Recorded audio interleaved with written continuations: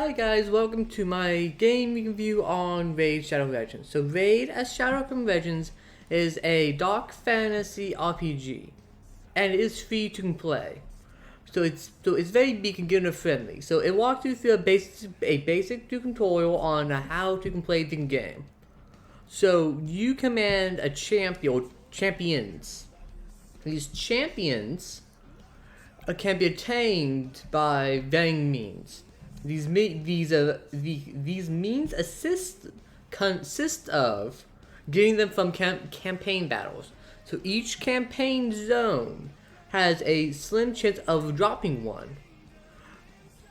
And you can also get shards. These shards can be bust open for silver. Silver is this world's currency. And you can get these shards from campaign battles and the dungeon battles. Varying dungeons give you different rewards. So each one of the keeps gives you these potions. These potions are used in ascending your champions. Ascension makes your person more powerful. Whatever they can use is just gonna become powerful, more powerful. Like some of them become faster, some become more tanky, some become more stronger physical wise. And faction wars. Faction war, or the faction battles. So each champion is divided up into factions. Each faction has other members of the faction. So you will use these members to fight in these faction battles. So each faction battle gives you these glyphs. Each glyph can be put onto your champion's gear to make them more powerful. Each one, so pretty much you want to put particular glyphs on particular people. So in battles, you can turn on autoplay to save you time to automatically make a fight. Sure, your people won't be more coordinated, but at least it'll get them done. Or you might lose if your people are underpowered. So each person has unique abilities. So one of these demons can turn invisible. The other one, can hit super hard. The other two just have multi-attack, or hit multiple targets with one attack. And then, so you can check what about debuffs and buffs your people have on them once they go, or from the info button that's right above the auto button. So so your champions need gear. So to make a champion stronger, there's a few things you need to do. One, I need to level them up. Leveling them up is done by feeding them giving them potions in the tavern. I'll show that later on. So you can feed them potions, giving them more stars. So each star will make them more powerful, and then you can ascend them on top of this to make them even more powerful. And gear. You want to figure out what gear is gonna go best on this person. So there's the recommended list by the game itself, or you can just pick out your own. So in your main menu, you can find your training pit, the gem mine, and the market. The market sells you clothes, gear, and people. The training pit allows you to level up people without actually having to go out and train them or giving them potions. The spawning pit just takes time. That's good because once you go to going to bed or going to go eat them supper, you can just leave them going. So the tavern. In the tavern, you can level people up using the potions corresponding to the color. And you can ascend people, making them, more HP, more attack, and more defense. All stats that he needs. See, you don't want to upgrade everyone right away, but you don't want to upgrade everyone. I want to focus on the ones you're actually going to use, like Kale here. I gave him 3 of my. So each one of these tomes, there's a light blue tome. Those are for rares, like Kale. The dark blues are rares, and then the golden ones all come of legendary tomes. Each one of these tomes can be used for then. I want to try to max out your.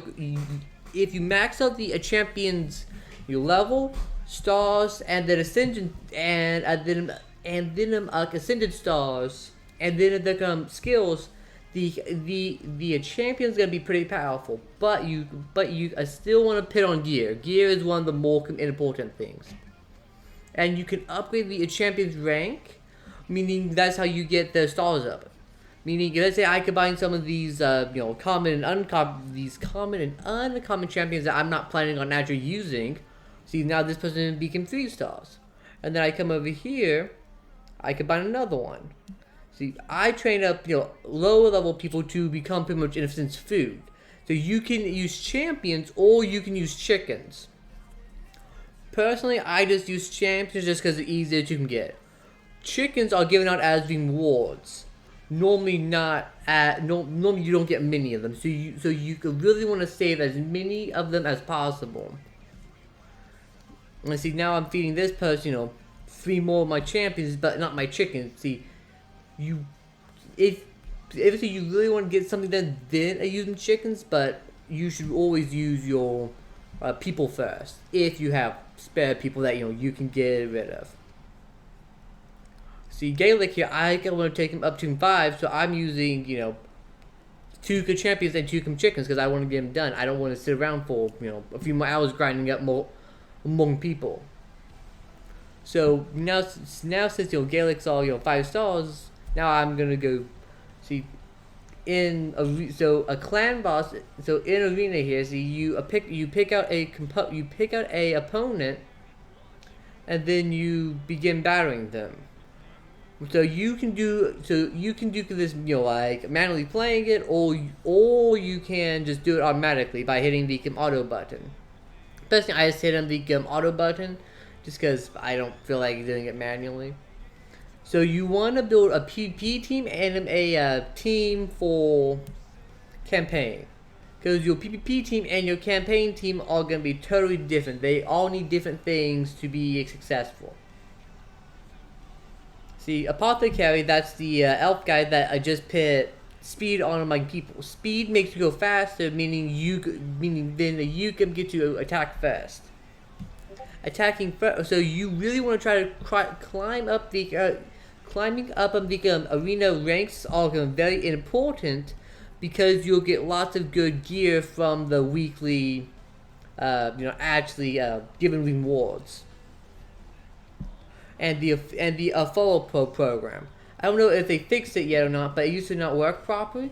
But if it does work, you can kind of get a lot of good and weak rewards for inviting friends to play. So the Great Hall allows you to upgrade very particular people's skills. So each of the varying affinities have weaknesses and advantages. So what you want to do is you can upgrade whichever one you are using the most first. Meaning since I use a lot of void, I did the majority of the void ones because I still need to do more. But once you get all these fully upgraded, people are gonna have a really big power boost.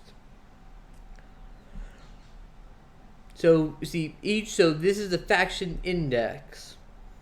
So everyone is varying people. See this legendary Queen Eve here.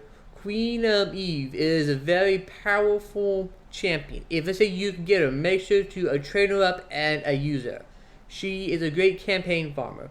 Mystic Hand is decent at very particular dungeons. See, not everyone is good at everything. So some people you need some people to do some things and other people to do other things. See, the good part is you could get to mix and match the factions, meaning you're not just bound to one particular faction. See, these rewards. So you can still claim them, but they will sit there until the timer runs out. Meaning, if let's say a game gives you something that you don't need right away, then you can sit on it for a few days until you actually need to claim it, or else it's going to going away. So the shop you can exchange gems that you can get from your gem mine that I do recommend leveling up to its highest tier because it's very important to do so. Meaning, see, you can buy more energy, more arena tokens, the XP boosts. So pretty much, as long as you keep on playing the game, you'll keep on getting the rewards. Meaning, as long as you keep on playing, and as long as you like log in every single day, play for like 30, maybe 15, maybe 20, just jump back off for the rest of the night. So there's plenty of events normally on.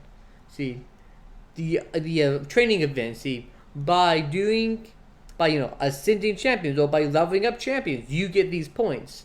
These points then will be exchanged for silver, more XP potions, and there's plenty of other things you can do while playing. You can talk with some other players. You can ask them how they're doing. So the spider dungeon. So the actual tournaments give you a decent amount of loot for actually doing things. Of course, I would say still so you really should be at low levels campaign grinding up your new people. So there's plenty of good YouTube videos on campaign farmers. As soon as you get one of the good ones, keep them, level them up, continue on. So you always want to, your campaign farmers are one of your highest, most important, things in Raid Shadow Legends. So the more things the more people you can grind up, the better. So you really want to try to get 1 or 2 champions really high up, just because then they can then train everyone else. You also have the multi-battles. The multi-battles is a campaign and dungeon thing.